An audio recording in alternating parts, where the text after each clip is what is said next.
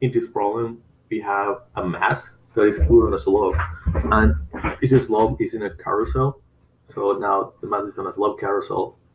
The slope is 20 degrees, mass is 30 kilograms, and the carousel goes around in a circle of radius 7.46 meters and a period of 38 seconds.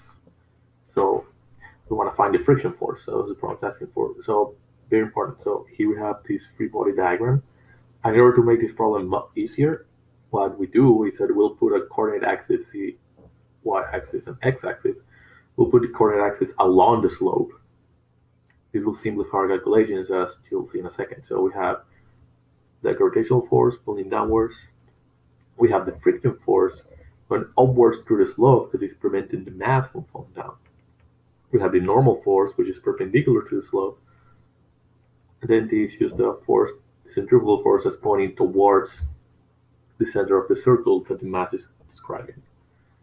So look at this free body diagram. If we look at the axis on the slope, and we have that the forces look something like this.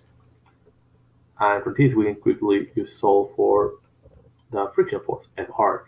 But remember that velocity can be written in terms of the period as just 2 pi times the radius over the period. So we plug that in here, and we get this equation for the friction force. And plugging in the numbers turns out to be 106 newtons. So now what happens is that the carousel starts going faster, and the mass moves a little bit down the slope, such that its new radius is now 7.94 meters, and the period has decreased to 34 seconds. So we do the same thing again. We have the exact same free body diagram that hasn't changed. And now we have a new friction force, which is 108.2 newtons. But now, in order to find the friction coefficient, we also need the normal force.